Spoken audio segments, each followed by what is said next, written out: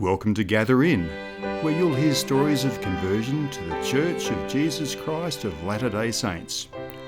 If you have an interesting story to tell, please go to our Instagram page or send us an email to gatherin@proton.me. I'm your host, Murray Ceff. Today's interview is with Aquilar and Sisifo Luki in Cairns, Queensland, Australia. Welcome everybody to today's episode of Gather In. We are here in beautiful sunny Cairns. Well, it's been raining this morning. Did it rain much out here this morning, Brother Luki and Sister Luki? Did you get a bit of rain here? A little bit of rain. Yeah, it rained quite a bit at our place this morning. We were busy taking a friend to the airport this morning and hoping it might ease off a little bit, and it did. So the sun's coming out, so it's going to be another beautiful warm day, yes. No doubt. So yes. I'm joined today by my friends Aquilar and Sisifo Luki, who are members of the Cairns second branch. And you've lived in Cairns for quite a long time, haven't you, Aquilar? Yes, 1986. So you moved here in 1986, so we're getting close to 40 years ago. Yeah, something like that. Oh, you would have been a beautiful young couple then. Take 40 years off you.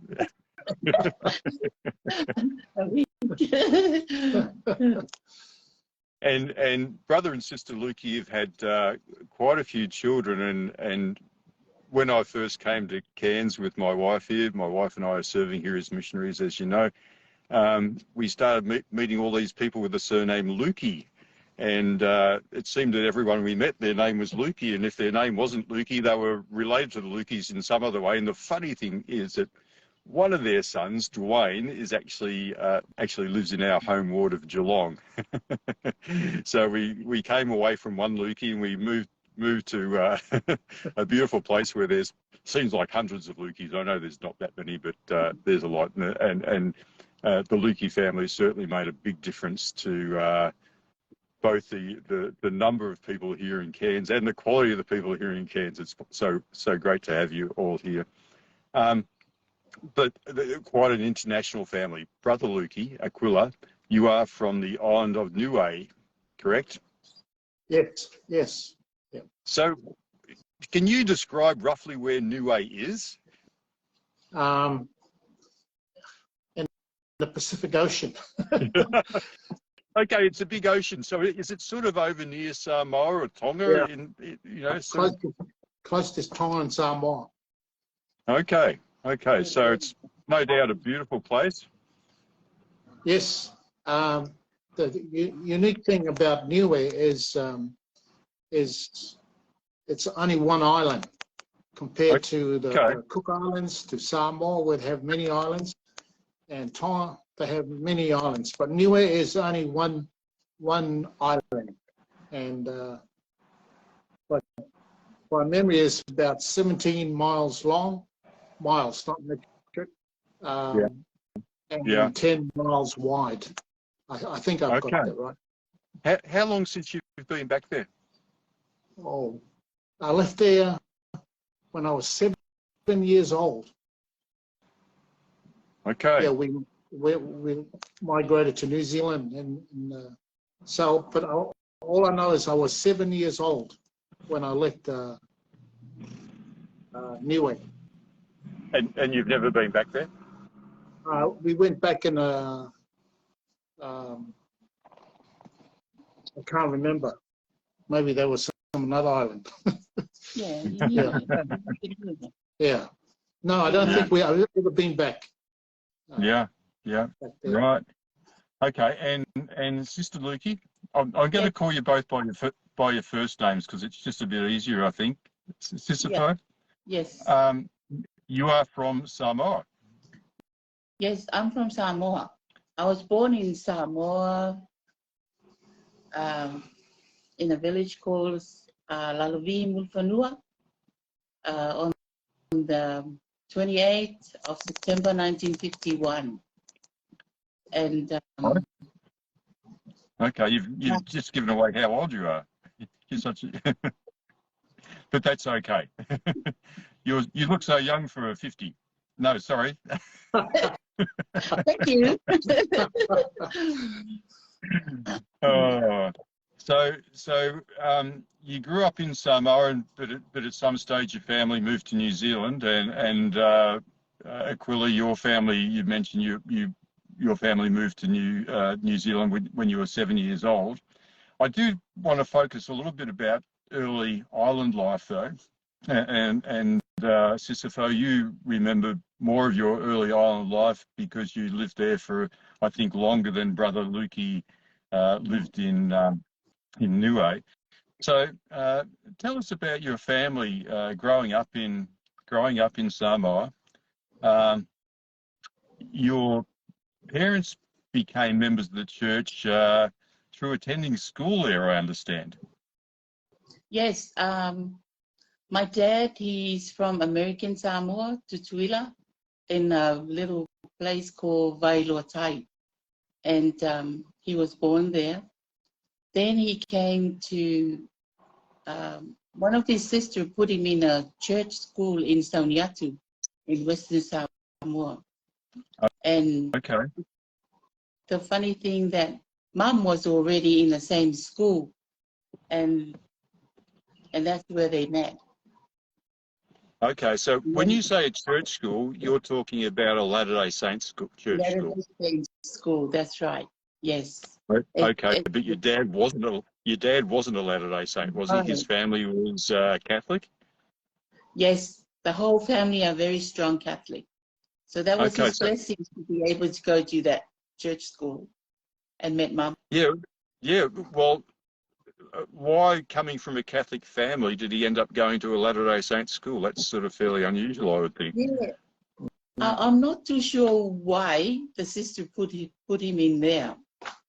Maybe he was naughty or something, so he decided to put in a church school. But yeah, it was amazing how they met at the school, and then they became friends, got to know each other, and then he decided he wanted to marry Mum, and he wanted to tell his family that he's gonna marry Mum, and he likes the church there, but then his family didn't like the church at all. Okay. They didn't want to have anything to do with Dad after that. Okay. Well, that's sad that happened. It is. Yeah. So I gather they were probably quite young when they married, were they? Yeah, I'm sorry. But I think they were maybe in their 20s or closer to 30 or something like that when they got married. Yeah. But that was a blessing that Dad was there at school, able to meet Mum. Yeah, so your mum was raised in a Latter-day Saint family? Yes, she was born in the church. Yes. Okay. So, yeah, she's the one that helped Mum to become member of the church. Yeah. Okay. Okay, so with your family growing up on the island there, you know, for those who don't know, you know, within the church, our church, we don't have a paid ministry within the church, so almost everyone gets some sort of position that they're called to. And your dad, I understand, was quite active in serving in the church. Yes, he became, after they got married, they moved to my mom's village where we grew up. And then later on, he got called as a branch president in our little branch in Samoa. So as he was serving as a branch president, later on, he was called as a counselor in the state presidency. And from then on, Dad was going very strong and gaining a strong testimony of the church, and he continued to serve as he was serving in the stake. He was there for such a long time, serving in the stake. And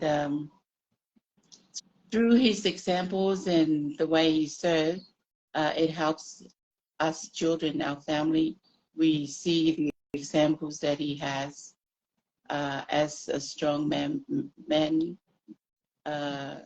in his calling. We're able to learn from that, and we're able to see that right now we put his example as practice in our family. Yeah, So, and you come from a fairly small Latter-day Saint family, don't you? My dad? No, your family. Tell us how many brothers and sisters you have. No, we are 13 siblings. We 13. have 9 brothers and 4 sisters in the family. So it's quite a large family. I don't know how mom and dad sort of look after us, but yes, we all grew up in a church, very strong in the church. Mom and dad never stopped. Always, we walked from home to church every Sunday. And that's how we that's how we grew up in the island. We walked to church every Sunday, walk back. In those days, we have sacrament after. So we have Sunday school in the morning, then come back home, and then have something to eat, and then go back for sacrament at night, like 4 o'clock in the afternoon. So it's a lot of walking. How far are we Probably, talking? How far was it from home to church? Yeah, about an hour walk. About an hour walk. Or just less than an hour walking to the chapel. Yeah. Go back home. Yes, but we kind of used to it. Yeah. Yeah. And mum and dad always. You do that every Sunday, and you do it twice. Yes, every Sunday. In those days, we have a sacrament in the afternoon. Yes. I can just imagine mum, dad, and 13 kids walking all that way. I mean, it's that's quite an expedition, and you'd probably be all exhausted in the heat of Samoa by the time you got there. Aquilar, yep. You grew up in Niue. No, but you left there when you were 7 years old. Yeah, first 7 years. So, do you have a memory of attending church in Niue? No. The thing I remember about my childhood in Niue is that when we go to the plantation, we walk to the plantation, then we would go get taro and banana and all those sort of things. But that was with my mum, because my dad left to go to New Zealand to work in New Zealand with the brother for about a year. And he paid our fare. And then he paid our fare. Then we migrated over, all of us, to New Zealand. But and tell me, were your parents both members of the church, or did you attend another church? That bit, I'm not too sure. Hey. I don't know. Oh. I forgot she's in Samoa. I'm trying to think. Your dad was a member, but he wasn't going to church. Yeah, my dad was a member, and Mum was a member. Mum was a member, but that's all I know. I don't know. I don't remember anything about them getting baptized or anything like that, or anything about us going to church back in Niue. Right. But did life change a little bit when you went to New Zealand then? Absolutely. That was dramatic, very, very dramatic. But I do know that when I went to school, I couldn't speak English, so I was crying most of the time in trying to get the language, understanding all that sort of stuff. So I was very, very, I was crying every day, because that was pretty scary. Yeah. Do you remember when you first went to New Zealand? Did you start attending church in New Zealand, or is that something that came late? Yeah, that came late because my dad my dad wasn't active. He was staying with his brother. He was drinking a lot. And they were getting used to the world at that time, to the new lifestyle in New Zealand, and part of that lifestyle is they were drinking and smoking and all those funny things. And then when we didn't know that was happening until we migrated with my mum, and I think there was 5 of us, 5 children at the time. And when we took us 2 weeks, and that was a dramatic experience for me, because the highest I've ever been was on a coconut tree. That's the highest we've ever looking down, and then suddenly we were on an airplane over in Fiji, flying to airport in Auckland. Yeah, in Auckland. Took us 2 weeks. We went on the freight boat ship Called Tofua. to Tofua. That's the name of the freight boat. And then we landed in Tonga. Then we went to Samoa, where she's from. And then we went to American Samoa. And then we went to Fiji. That took 2 weeks to get there. And then you flew from Fiji to Auckland. Auckland, and that was something I never ever forgotten. When I look up, I look down and saw these. I was just overwhelmed. Yeah. And scared. Yeah. And very scared. Yeah. Yeah. I can imagine it would have been a scary thing. This was back probably in the 1960s, I'd guess. Yep. Or maybe even in the 1950s, was it? If you were born back in the early 50s. Yeah, I was born in 1953, 18 of December 1983. Yes. So okay. So it would have been 1960 or so if you were 7 years old. At the time, it would have been 1960s. So travel back then was would have been a little bit more exciting than perhaps it is now. Everyone's just so used to getting on planes and heading around all over the place now. But back in those days, catching several freight boats around till you finally got to Fiji, and then you flew. I wonder what sort of plane it was. Maybe an old DC-9 or something like that. DC-9 or DC-8. That's right. Yeah. Propeller. Yeah, not the helicopter. Yeah, propeller thing, and I've never forgotten that. And then, but the bit I also remembered too was on the big ship, on the Tofua freight ship. Yeah. That we were staying on deck, and we would roll as the ship rolls with the waves or something like that, and we slept on deck. Oh, and, so you weren't in some luxury cabin? No, I don't remember. I don't remember a bed or anything because I wasn't raised in bed. I only remembered the floor outside, and we were rolling, sleeping and rolling. Yeah. You know, I remember that bit. I never remember a cabin and a bed. No. Yeah. That would have been a tough week or two on a boat like that. That's for sure. So tell me, you arrived in Auckland. The family arrived in Auckland and found your dad. and you started living life in Auckland. But your dad wasn't an active member of the church.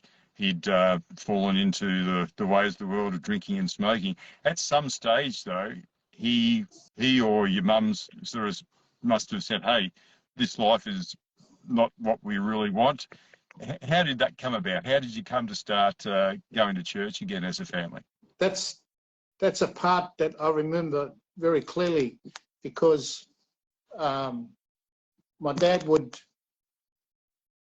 have a little drinking party on a Saturday night with the brothers at our place at home. They would sing and dance. They'd put the radio on, and then everybody crashed out. And then my mum would get up early in the morning, and this is when the missionary tracked us out. Yeah. The missionary tracked us out. And then that's when the church was restored back to my mum and got us to get ready to go to church. And just like this one here, they walked to church. We did exactly the same thing. We walked to church, and then we walked back.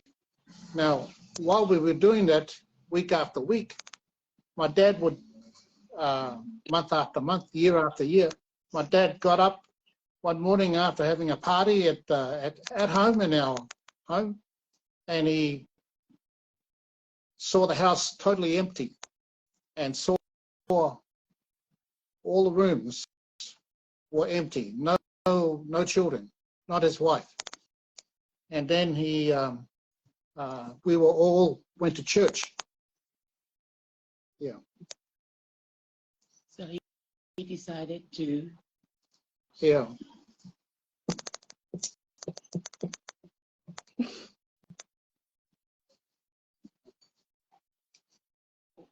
My dad, when we were at the church after a few years,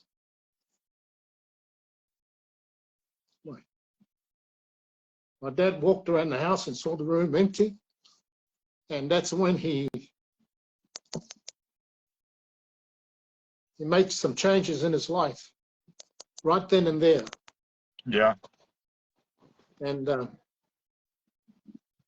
then the following week, he the first one got up, and Mum got up and get ready, and all the kids get ready, and Mum got a shock when Dad got ready and put a tie on and a white shirt. And then we all walked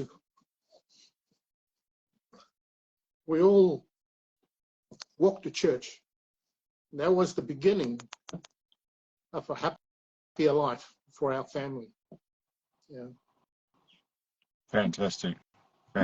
So from that time on, from the time he started coming to church, was he straight down the line the whole time after that?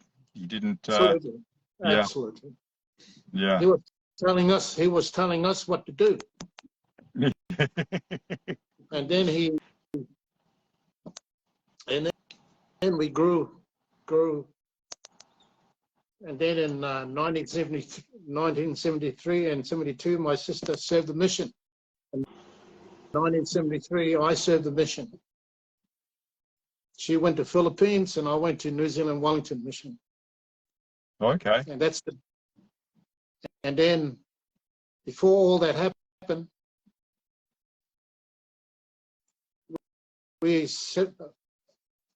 our Bishop Tukakino, Māori Bishop, organised us to get ready to go get sealed in the New Zealand temple.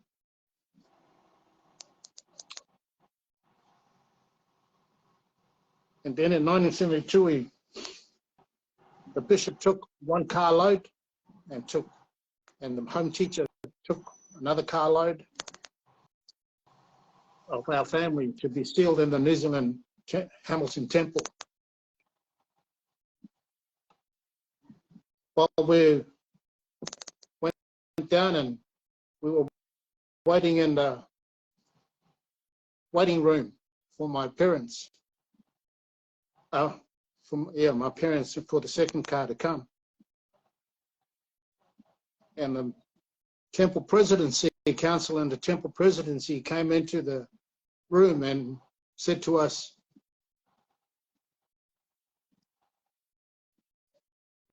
Mum and Dad was involved in a car accident. They can't make it. So we went back home.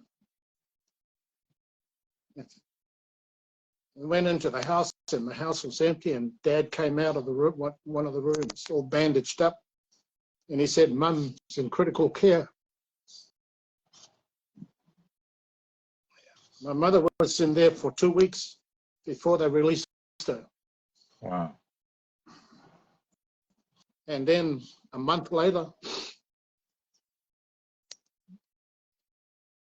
the ward had a fast. Our ward had a fast, 8th ward. And we got ready to go the following month to be sealed in the temple. And this time there was like a wagon train of membership with cars, all traveling down together. And we made it. We were all sealed. Mum and Dad, and I think there was 11 of us. We were sealed in the temple, and that was, yeah, never forgotten that. And as I looked across in the altar, after we were sealed, I looked over on the other side of the altar, and I saw my mum and dad holding hands. I never saw my dad hold my mum's hand, ever, before. But here was my dad holding my mother's hand on the other side of the altar, and that made me feel funny inside. Yeah. Fantastic. Aquilar, how old would you have been at that stage, do you think? I think I left when I remember my mission sealing, endowment. Yeah, I remember I was 19. I left to go on my mission in March of 1973. Not March 1973. Okay. Well, one interesting fun fact here is that you and I served in the same mission. By the time I served there in 1983 to 84, it was called the Christchurch mission at that stage, and the mission home and the mission office was based down in Christchurch. But I served quite a bit of my mission on the North Island and quite a bit on the South Island. And I think now, the Wellington Temple that's been announced is very close to where I served a fair bit of my mission at Porirua, Cannons Creek. And I think the temple's being built basically across the road from there at Tatahi Bay in that area. Yeah. So that's pretty exciting. I mean, I never would have imagined a temple being built, down in that area, but it's just fantastic to hear. So you served your mission in 73 or so 73 to 75, I guess it would have been a 2-year mission. Sisifo, did you also serve as a missionary for the church? Yes, 72, about the same time with Dad, with my husband. Yeah. And where did you serve again? Did you say before the Philippines? Is that correct? No, I serve in New Zealand mission. New Zealand South Mission. I don't. Yeah. I don't know. Okay, so sorry. So what was that? The same mission that your husband served in? Yes, and about the same time. Okay. So I was earlier than you. I went before. I think I went before my husband. Maybe. Okay. So So you weren't They were, serving there together. You didn't meet on your mission. You met when you got home from your mission. No, the Lord put us separate. It's like this. I'll be going one area, and he's moving out. So he'll be in another area, and yeah, it was like that. We never get to meet until we finish our mission. We met up at the temple afterwards. Yeah.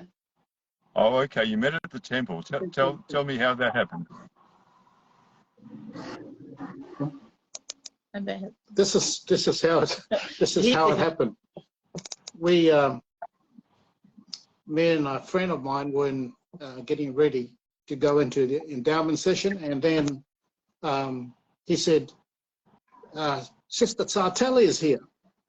And I said, where? And he said, come, I'll show you. And we went, and just down on the corridor, she was standing ready to go into the endowment session too. And he said, there she is there. And I saw, I've only seen a photo of her. I've never seen her in real life, sort of thing. And I said, and then my companion said to me, at the time, my friend, I should say, said, wait here. And he took off, and he organized a blind date for her and me. And he was the chaperone. So on that evening, we all got her address where she will be, and my friend picked me up. He was also an RN. That's her district leader. My district leader at the time.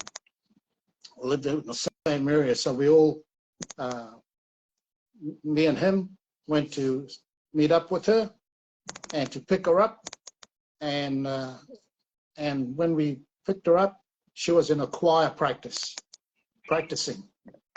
And as I got out of the car, and everybody saw who I was from the windows in the house having choir practice, there was no choir practice. Everybody came out to see who I was, and who is she going out with, and that's how it happened.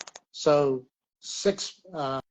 we went out on a date to watch the Nephites play, which is a church group. Okay. Made up of Nephites. No food. Okay. So tell us how long after that were you married? 6 months. 6 months. So a typically Mormon short engagement.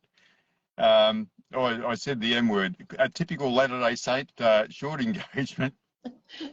And so your married life, you started out in Auckland? Yep. We started out in Auckland, but just before that, just my mission president, my final interview with my mission president, President Merlin W. Sant from California. Mm-hmm. And he counseled me. I remembered very clearly that he counseled me to get married in the temple after 6 months after my mission. And so what we did was, what happened then? We got married. Yeah, we got married in September. September of that same year in 1975, and I got off in 20th of March. And April, May, June, July, August, September. So you pretty much made the 6 month mark there. Yeah, that was quite amazing, and I counted on my finger as I was crossing to go up to the temple after we were civilly married in the visitor center at the chapel. We crossed the road, and as I was holding her hand and walking up, I count on my other finger that I was married on the 6th month, and President Merlin W. Sant's counsel to me, I was able to fulfill. Yeah. Well, one thing I think we all learnt serving as missionaries is that when the mission president gives you some advice, you follow it. Yeah, absolutely. Absolutely. So, yeah, fantastic. So just quickly tell us, how long after you married did you come to live in Australia? What was the sort of time frame there? we had 5 children before we decided to come to live in Australia. Our oldest then was Mark, he's 12 years old. Yeah, that's it, eh? And Serena turned 1 when she arrived here.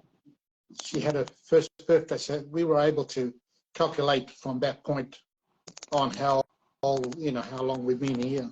Yeah, so she turned 1 year. And did you feel in some way inspired to come to live in Australia, to come to Cairns particularly? What was the impetus behind that? The reason why I just felt Needed change. we needed a change. We wanted to do our own thing. And I said to my mum and dad, especially my mum, I said, Mum, we want to go live in Australia. And she said to me, son, what for? You don't have a family there. And I said, I just wanted to do my own thing. The thing that came to me at the time was that before all this was happening, I saw competitiveness between my brothers and sisters, between the grandchildren, trying to get mum's attention, my mother's attention, or Nana's attention, and there was competition, and I did not like that. I'm just being open here. I did not like that. Well, yeah. So I thought about my future here and hers and our children, and I wanted to do our own thing. So my mum said to me, you go for it, but come back and bury me. That was her counsel to me. Yeah. So we came, landed at the Brisbane airport. We bought a home there because we had funds from our house in New Zealand, and bought a home in Brackenridge, and we went to the Brackenridge Chapel, and then we came here to work, to look at a job opportunity, and that's when, and I told her, there's coconuts here, and she said, let's move. She said, that's it. So we moved. And coconut at the airport. She saw the coconut trees and then she came up here, saw the coconut trees at the airport. She said, this is it. This is home. And it is, in many ways, it is like Samoa, living here. I mean, it's a beautiful area. You have the tropical weather and the tropical fruit. And certainly since I've been in Cairns, I've learned how to peel a coconut.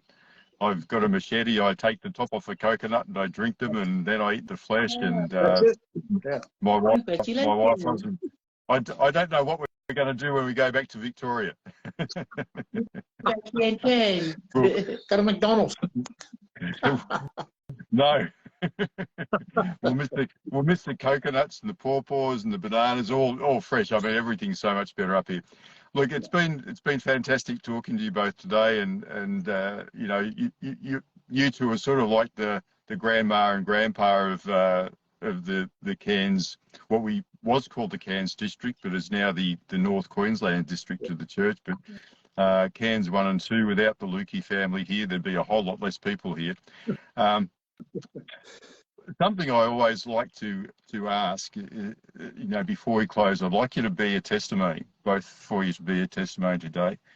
But is there some aspect of the gospel that you feel particularly fond of in some way, or is it just the whole gospel plan, or is there some a calling you've had that's been your favourite calling, or something like that you'd like to talk about, each of you, and then be a testimony before we close off?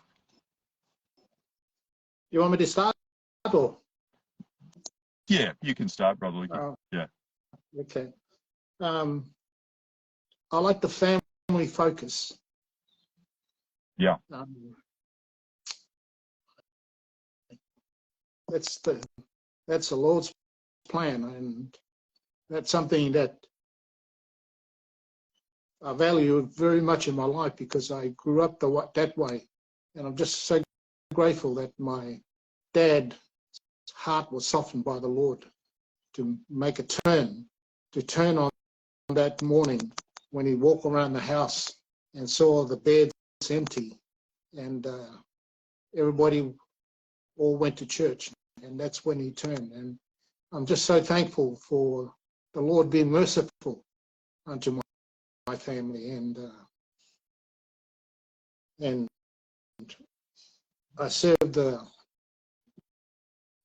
my mission with the mission president Sant, and it was in the mission that strengthened my testimony. My mission helped me learn about the gospel of Jesus Christ, and and if I could just quickly say here that I think it was a couple of weeks in the mission field as we were going door to door.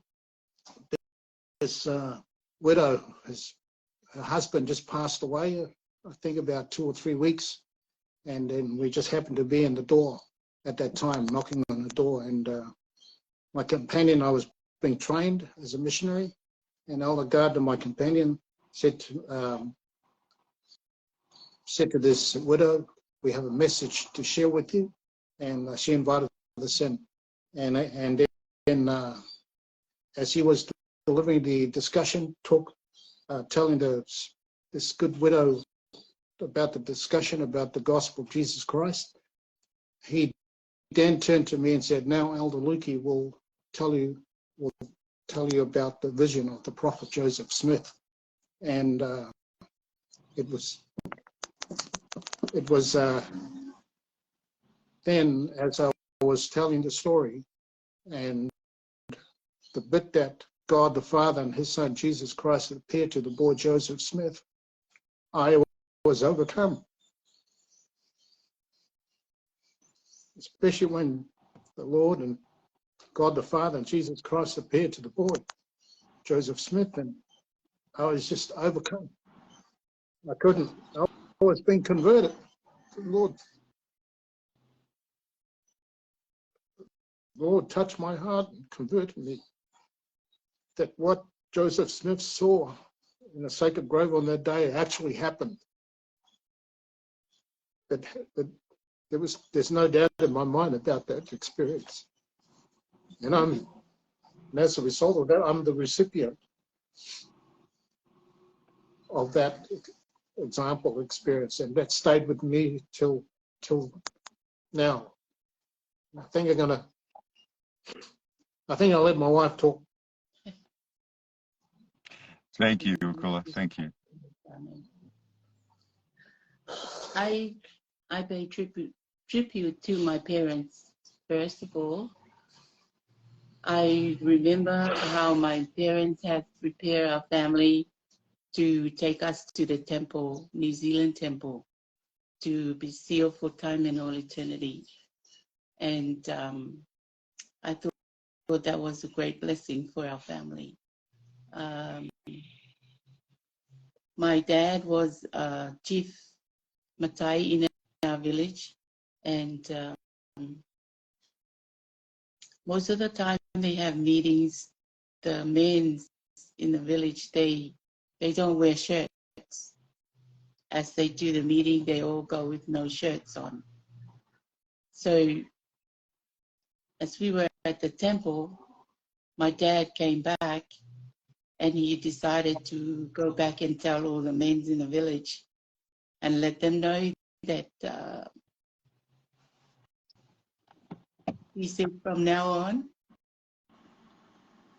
I will always wear my shirts.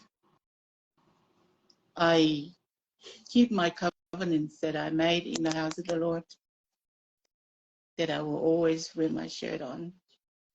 And until today, all the men in the village, they all wearing shirts. They don't go with no shirts anymore.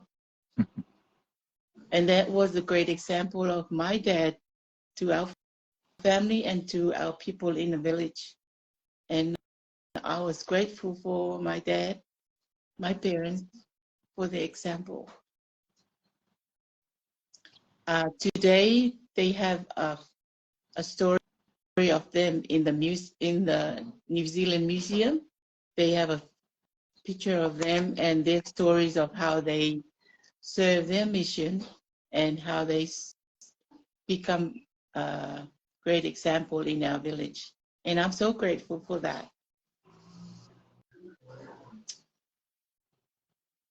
What a wonderful gospel that we have. As our siblings, we follow the example of our parents. We put it in practice in our families, our children. And I'm so grateful for my parents. The gospel is a great example to our family. I'm thankful for their love and their example for the church.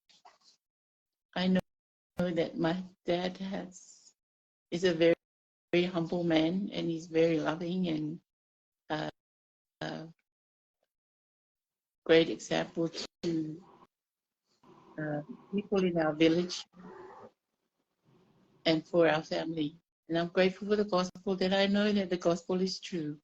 I know that this is the way that we can, is to live closer to our Heavenly Father. I'm grateful for my husband and for our children, for our family. I know that our children always say thank you to us for bringing them here in Australia, because we don't know what would happen if we were still in New Zealand. But at this time, they're all happy to be here in Australia and become stronger in the church and have good jobs here, and their families are all well and doing well in the church, and I'm grateful for that. And I have a testimony that I know that this church is true, and we love our Savior and for his love for us. And I say this in the name of our Lord Jesus Christ. Amen. Amen. Thank you so much, Sisifo, for that. We, my wife and I, have been here now for 14 months, and we feel like we're at home here in Cairns. And part of the reason we feel like we're at home in Cairns is because of the Luki family. We've got to know most of you fairly well, and we love you and love you for your service here in Cairns and the way you've helped to build up the gospel here. And many of your sons have served missions. I'm not sure. I think your daughter may have also served a mission. Is that correct? She's living in the family. We were hoping so, but she said it's not for her.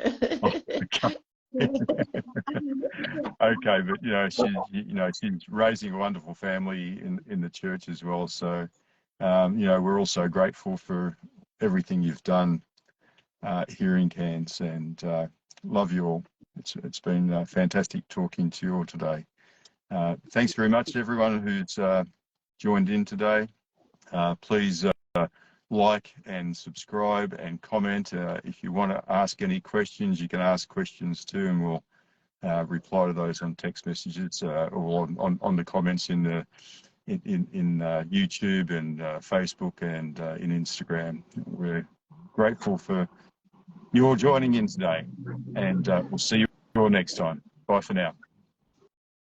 If you have an interesting story to tell, please contact us via our Instagram page or send an email to gatherin@proton.me.